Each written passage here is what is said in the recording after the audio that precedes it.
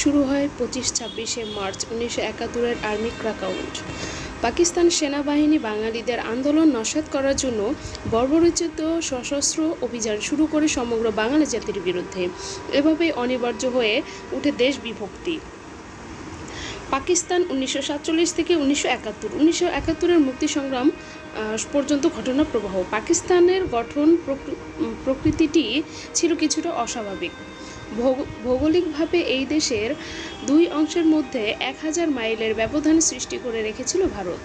নৃতাত্ত্বিক, সাংস্কৃতিক, ভাষা এবং আর্থসামাজিক দিক দিয়েও এই দুই অংশের মাঝে ছিল বড় ধরনের ব্যবধান।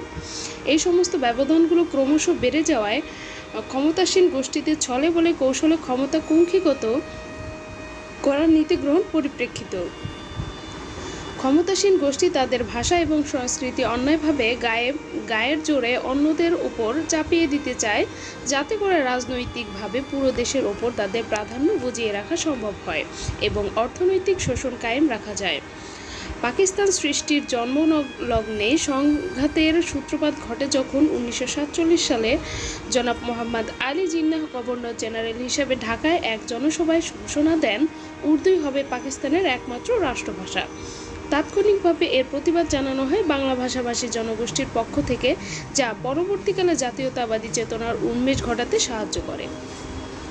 এরপর 1952 সালে ভাষা আন্দোলনের সময় রক্তের বিনিময়ে পূর্ব বাংলার জনগণ তাদের মাতৃভাষার মর্যাদা অক্ষুণ্ণ রাখার দৃঢ়তা ব্যক্ত করেন, যার ফলে পাকিস্তানের শাসক গোষ্ঠী বাংলা ভাষাকে রাষ্ট্রভাষার মর্যাদা দিতে বাধ্য হয়।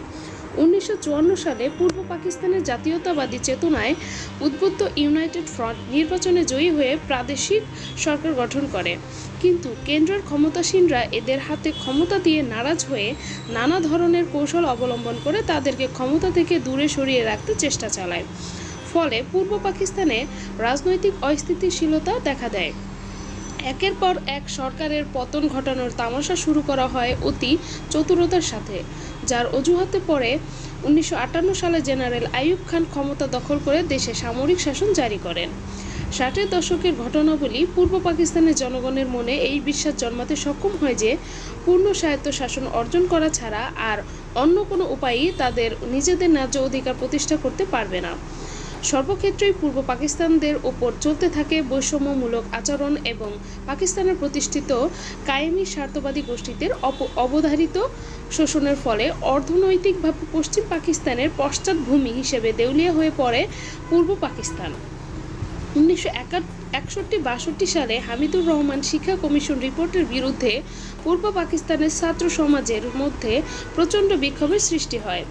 1966 সালে স্বায়ত্তশাসন এবং ন্যায্য অধিকার অর্জন করার জন্য শেখ মুজিবুর রহমান এবং তার দল আওয়ামী লীগ তাদের 6 দফা প্রোগ্রাম পেশ করে। এতে জাতীয়তাবাদী চেতনার এক নতুন মাত্রা যোগ হয়। 6 দফা ছিল পাকিস্তানের অবকাঠামোর মধ্যে পূর্ব পাকিস্তানের জন্য পূর্ণ স্বায়ত্তশাসনের অধিকার আদায়ের দাবি। এতে ক্ষমতাশালী গোষ্ঠী আতঙ্কিত হয়ে উঠে শেখ মুজিবকে আগরতলা ষড়যন্ত্র মামলার সাথে জড়িত করে দেশদ্রোহীর অভিযোগে কারাবন্দী করে। কিন্তু বাংলাদেশের সিংহপুরুষ মাওলানা আব্দুল হামিদ ভাসানী সারা দেশব্যাপী এক দুর্বার আন্দোলন গড়ে তোলেন, যার ফলে 1969 সালের ফেব্রুয়ারি মাসে আইয়ুব সরকার তাকে ও তার সহকর্মীদের বিনা শর্তে মুক্তি দিতে বাধ্য হয়। মার্চ মাসে পাকিস্তানের পূর্ব ও পশ্চিম দুই অংশে আইয়ুব বিরোধী আন্দোলনের চাপে জেনারেল আইয়ুব ক্ষমতা ছাড়তে বাধ্য হন এবং তার স্থলাভিষিক্ত হন সেনাপ্রধান জেনারেল ইয়াহিয়া খান। জেনারেল ইয়াহিয়া খান 1970 সালে পাকিস্তানে জাতীয় এবং প্রাদেশিক নির্বাচন করান। সেই নির্বাচনে আওয়ামী লীগ জাতীয় এবং প্রাদেশিক নির্বাচনে নিরঙ্কুশ সংখ্যাগরিষ্ঠতা অর্জন করে কেন্দ্র এবং প্রাদেশিক সরকার গঠনের দাবিদার হয়ে ওঠে। কিন্তু সামরিক জান্তা এবং পশ্চিম পাকিস্তানের ধূর্ত রাজনৈতিক নেতা জুলফিকার আলী ভুট্টোর যোগ সাজসে আওয়ামী লীগের কাছে ক্ষমতা হস্তান্তর না করার ফন্দি ফিকির করতে থাকেন। তাদের এ ধরনের কূটকৌশলের জবাবে পূর্ব পাকিস্তানের জনগণ এক অসহযোগ আন্দোলন শুরু করে 1971-এর 3রা মার্চ থেকে। 2রা মার্চ পূর্ব বাংলায় ছাত্র ও যুব সমাজের পক্ষ থেকে আসম আব্দুর রব ঢাকা বিশ্ববিদ্যালয়ের বটতলায় সর্বপ্রথম স্বাধীন বাংলাদেশের পতাকা উত্তোলন করেন। তার এই উদ্যোগের জন্য শেখ মুজিব রবকে তিরস্কার করেছিলেন। এর চাক্ষুষ সাক্ষী আজও অনেকেই বেঁচে আছেন। তেসরা মার্চ পল্টন ময়দানের বিশাল জনসভায় ছাত্রলীগের সাধারণ সম্পাদক জনাব শাহজাহান সিরাজ স্বাধীনতার ইস্তেহার পাঠ করেন শেখ মুজিবুরের উপস্থিতিতে। অপ্রত্যাশিত এই ঘটনার ফলে শেখ মুজিব ক্ষুণ্ণ হন এবং সভা শেষে শোভাযাত্রার নেতৃত্ব দিতে অসম্মতি জ্ঞাপন করে। পূর্ব সিদ্ধান্ত অনুযায়ী ঘোষিত হয়েছিল সভা শেষে গণমিছিলের নেতৃত্ব দেবেন শেখ মুজিব। 7ই মার্চ রেসকোর্স বিশাল জনসমুদ্রে তার বহুল প্রচারিত বক্তব্য রাখেন। বক্তৃতা প্রসঙ্গে তিনি বলেন, এবারের সংগ্রাম আমাদের স্বাধীনতার সংগ্রাম, এবারের সংগ্রাম আমাদের মুক্তির সংগ্রাম। কিন্তু বক্তৃতা শেষ করার সময় তিনি ঘোষণা দেন, জয় বাংলা, জয় পাঞ্জাব, জয় সিন্ধু, জয় বেলুস্তিন, জয় সীমান্ত প্রদেশ এবং জয় পাকিস্তান। তার ওই বক্তৃতা পরদিন সবকটি দৈনিক পত্রিকাতে ছাপানো হয়। অবশেষে ক্ষমতা হস্তান্তরের সব আলোচনায় যখন ব্যর্থ হয়ে গিয়েছিল, তখন সামরিক জান্তা অস্ত্রের মাধ্যমে রাজনৈতিক সংকটের মোকাবেলা করার সিদ্ধান্ত নেয়। তারা হায়েনার মতো ঝাঁপিয়ে পড়ে পূর্ব পাকিস্তানের নিরস্ত্র জনগণের উপর। 25-26 মার্চ 1971 কালো রাতে চালানো হয় পাশবিক সেতু সন্ত্রাস। 6 দফা আওয়ামী লীগের রাজনৈতিক ম্যানিফেস্টো।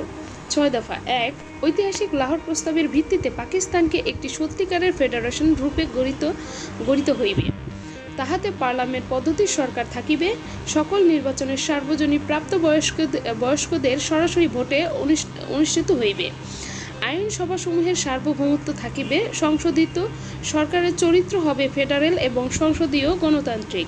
জাতীয় এবং ফেডারিং ইউনিটসমূহকে প্রত্যক্ষ গণভোটের মাধ্যমে সরকার নির্বাচিত হবে। জনসংখ্যার অনুপাত ফেডারেল সংসদে প্রতিনিধিত্ব করা হবে। 2 কেন্দ্রীয় সরকারের হাতে মাত্র 2টি বিষয় থাকিবে, প্রতিরক্ষা এবং বৈদেশিক নীতি। অবশিষ্ট বিষয়সমূহ স্টেট বা প্রদেশসমূহের হাতে থাকিবে।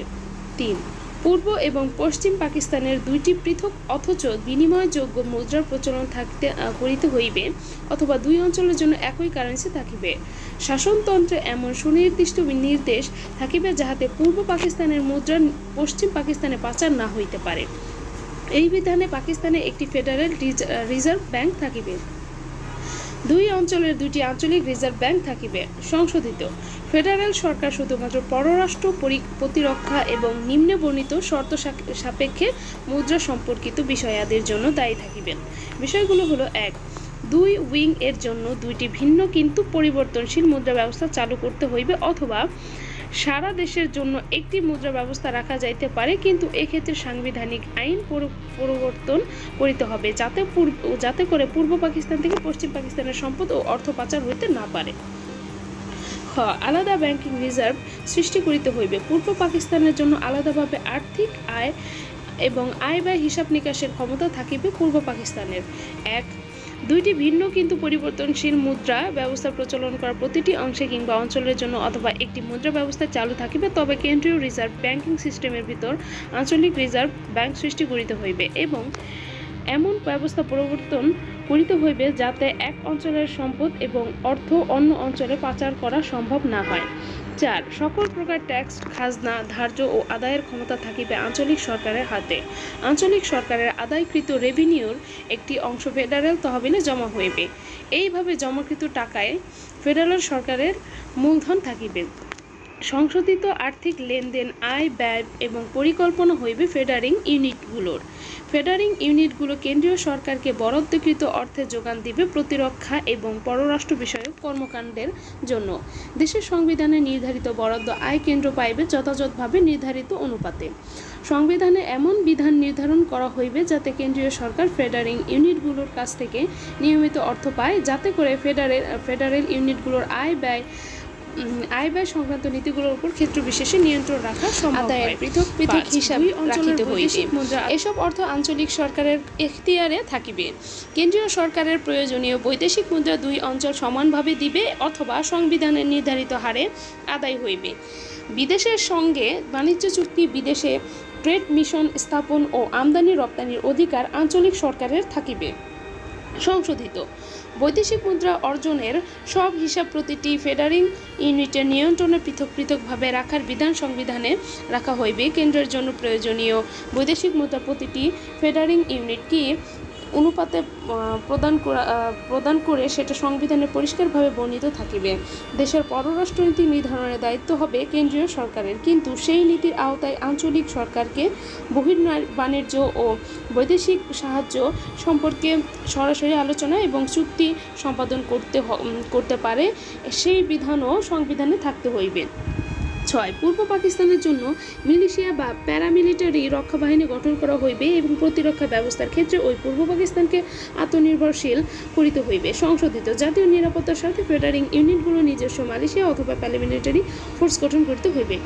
পূর্ব পাকিস্তানের আপামর জনসাধারণের আশা আকাঙ্ক্ষার প্রতিফলন ঘটেছিল 6 দফায়। 6 দফার মাধ্যমে পরিষ্কার হয়ে উঠেছিল কিভাবে কেন্দ্রের ক্ষমতাসীন গোষ্ঠী পূর্ব পাকিস্তানকে শোষণ করেছিল। যাই হোক, তবুও বলতে হয় 6 দফা ঘোষণার সময়টা ছিল তাৎপর্যপূর্ণ। 1965 সালে পাক ভারত যুদ্ধের পরই 6 দফা ঘোষিত হয়। সামরিক চুক্তি থাকা সত্ত্বেও 1965 সালের যুদ্ধে আমেরিকার ভূমিকা পাকিস্তান সরকারের মনোপুত ছিল না। এই বিষয়ে প্রেসিডেন্ট আইয়ুব খান আমেরিকান সরকারকে তার অসন্তুষ্টি জানিয়েছিল। তাই নয়, বিকল্প উপায় হিসেবে আইয়ুব খান আমেরিকার শত্রু গণজিনের সাথে বন্ধুত্ব গড়ে তোলার উদ্যোগ গ্রহণ করে। তার এই উদ্যোগকে আমেরিকার সরকার তাদের স্বার্থবিরোধী বলে মনে করে। তাই আইয়ুবের ঔদ্ধত্যের উপযুক্ত জবাব দেওয়ার জন্য আমেরিকা আইয়ুব বিরোধী আন্দোলনের সক্রিয় সহযোগিতা দিতে থাকে। এই সংক্রান্তে মদত যোগাবার জন্য যারা হাত বাড়িয়ে দিয়েছিল তাদের মধ্যে বিগদ্ধ হারুন পরিবারের আলফা ইন্স্যুরেন্স কোম্পানি ভাতাপ্রাপ্ত সদস্য শেখ মুজিব ছিলেন অন্যতম। ওই চক্রান্তের ফসল হিসেবেই বেরিয়ে আসে 6 দফা। যদিও বলা হয়ে থাকে বাঙালি বুদ্ধিজীবী এবং অর্থনীতিবিদ যথা ডক্টর কামাল হোসেন, ডক্টর রেহমান সুবাহান, ডক্টর নুরুল ইসলাম, প্রফেসর আব্দুর রাজ্জাক প্রমুখরাই ছিলেন 6 দফার জন্মদাতা। কিন্তু যে সত্যটি কখনোই প্রকাশ করা হয়নি সেটা হলো 6 দফা প্রণয়নে আমেরিকার কয়েকজন বিশিষ্ট অর্থনীতিবিদ ফোর্ড ফাউন্ডেশনের মদতপুষ্ট হয়ে এই 6 দফা দাবি প্রণয়ন কাজ করেছিলেন। এই 6 দফা পাকিস্তানকে দ্বিখণ্ডিত করার জন্য আইয়ুব খানকে তার বেয়াদবির উপযুক্ত শিক্ষা দেবার জন্য প্রণীত হয়েছিল। পাকিস্তানকে দ্বিখণ্ডিত করতে কখনো কাউকে কোনোরূপ সাহায্য আমেরিকা করেনি, কারণ তারা কখনোই পাকিস্তান দ্বিখণ্ডিত হোক সেটা চায়নি। এ ব্যাপারে তৎকালীন আমেরিকার রাষ্ট্রদূত জে ফারল্যান্ড পরিষ্কারভাবে মুজিবকে হুঁশিয়ার করে দিয়েছিলেন। রাজনৈতিক অবদৃশ্যতা থেকে একস্ত্র নেতার পরিণতি। 6 দফা দাবির বহিঃপ্রকাশ ঘটার আগ পর্যন্ত শেখ মুজিবের ভূমিকা পূর্ব পাকিস্তানের রাজনীতিতে তেমন গুরুত্বপূর্ণ ছিল না। 1954 সালের রাজনীতিতে এক চমকপ্রদ ঘটনা ঘটিয়ে মুজিব আকস্মিকভাবে রাজনীতিতে আলোচ্য ব্যক্তিতে পরিণত হন। হক ভাসানীর যুক্তফ্রন্টের সংসদ অধিবেশনে চলাকালে হঠাৎ শেখ মুজিবুর তার গুন্ডাপান্ডা নিয়ে অতর্কিত পরিবেশন কক্ষে প্রবেশ করে হইচই শুরু করে, লাঠিবাজি এবং চেয়ার টেবিলে ছোড়াছুড়ি করে অধিবেশনে পণ্ড করে দেয়। ওই তাণ্ডব লীলায় সংসদের স্পিকার মারা যান গুরুতরভাবে আহত হয়ে। এই অপকর্মের নেপথ্যে হোসেন শহীদ সোহরাওয়ার্দী হাত ছিল। এই ঘটনা পরবর্তীকালে আইয়ুব খানকে পূর্ব পাকিস্তানের প্রাদেশিক সরকার বিলুপ্ত করে সামরিক শাসন জারি করতে সুযোগ করে দেয় ও 6 দফায় কেন্দ্রীয় সরকার দেশদ্রোহী গন্ধ পায়। তাদের ধারণা হয় 6 দফা দেশকে দ্বিখণ্ডিত করারই একটা কূটকৌশল। যদিও 6 দফা ছিল পূর্ব বাংলার জনগণের মুক্তির সনদপ্রাপ্ত। ওই 6 দফায় পরবর্তীকালে বর্ণিত হয়েছিল পূর্ব পাকিস্তানের কেন্দ্রীয় শাসকদের দ্বারা কী ধরনের শোষণ চালানো হচ্ছিল দেশ স্বাধীনতার হওয়ার পর থেকেই। যা হোক, শেখ মুজিব সহ আওয়ামী লীগের বেশ কিছু শীর্ষস্থানীয় নেতাদের জড়িত করা হয় বিখ্যাত আগরতলা ষড়যন্ত্র মামলায়। যদিও আগরতলা ষড়যন্ত্র মামলা শেখ মুজিব কিংবা তার দলীয় নেতারা কেউ জড়িত ছিলেন না। নেতাদের গ্রেফতারের ফলে 6 দফা আন্দোলনে ভাটা পড়ে। সেই ক্রান্তিলগ্নে আবারও অগ্রণীয় ভূমিকা এগিয়ে আসে জাগ্রত ছাত্র সমাজ। বাংলার সিংহপুরুষ মাওলানা ভাসানীর পৃষ্ঠপোষকতায় তারা গঠন করেছিল ইউনাইটেড অ্যাকশন কমিটি এবং এর নেতৃত্বে 11 দফার আন্দোলনকে জনপ্রিয় করে তুলে দেশব্যাপী এক দুর্বার গণ আন্দোলনের জোয়ার সৃষ্টি হয়। 11 দফা জনপ্রিয় হয়ে উঠেছিল কারণ এর মূল কেন্দ্র ছিল সরকার বিরোধী আন্দোলনে যে গণজোয়ার সৃষ্টি হয়েছিল তার প্রচণ্ড ম্লান হয়ে গিয়েছিল আওয়ামী লীগের 6 দফা। মাওলানা ভাসানী এই আন্দোলনের নেতৃত্ব দিয়ে আন্দোলনকে গণভ্যুত্থানের রূপ দিতে সক্ষম হয়েছিল, যার জন্য সামরিক শাসকরা শেখ মুজিব ও তার দলীয় নেতাদের বিনাশার্থে মুক্তি দিতে বাধ্য হয়। মুক্তি পেয়ে রেসকোর্স এক বিশাল জনসভায় মুজিব তার ভাষণে বলেছিল, জেল থেকে মুক্তি পাওয়ার পর আমি দেখলাম আওয়ামী লীগের 6 দফা ছাত্রদের 11 দফা বিলীন হয়ে গেছে। জনগণের চাপে মুক্ত হয়ে মুজিব নিজেকে নতুন করে আবিষ্কার করলেন। তিনি নিজেকে পেলেন সমগ্র বাংলাদেশি জনগণের একছত্র নেতা হিসেবে। কিন্তু এমনটি হওয়ার পেছনে তার নিজস্ব কোনো অবদান ছিল না। আমাদের জাতীয় ইতিহাসে নেতারা সবাই সবকালে চলেছেন পেছনে, কিন্তু জনগণ কখনোই কোনো ক্রান্তিলগ্নে ভুল সিদ্ধান্ত গ্রহণ করেনি। এটা এক ঐতিহাসিক বাস্তবতা যার আবর্তে জাতি আজও ঘুরপাক খাচ্ছে। সেই সময় জাতি উন্মুখ হয়ে উঠেছিল স্বাধিকার ও স্বায়ত্তশাসন পাওয়ার জন্য। তারা হয়ে উঠেছিল অস্থির, ধৈর্যহারা এবং বিস্মরক মুখ। কিন্তু তাদের প্রত্যাশাকে বাস্তবায়িত করার মতো আস্থাভাজন কোনো ভারতীয় নেতা ছিল না সামনে। বিস্ফোরক স্মুথ জাতিকে এগিয়ে নেওয়ার জন্য নিঃস্বার্থ চরিত্রে পরীক্ষিত একজন বিচক্ষণ নেতার প্রয়োজন হয়ে উঠেছিল বিকল্পহীন। মাওলানা ভাসানী ছিলেন তেমন মাপের একমাত্র নেতা, কিন্তু বয়সের ভারে তিনি তখন অনেকটাই দুর্বল। নেতা হিসেবে তাকে জনগণ অবশ্যই জেনে এসেছে আপোষহীন বৃহত্তর গরিব জনগোষ্ঠীর বন্ধু হিসেবে।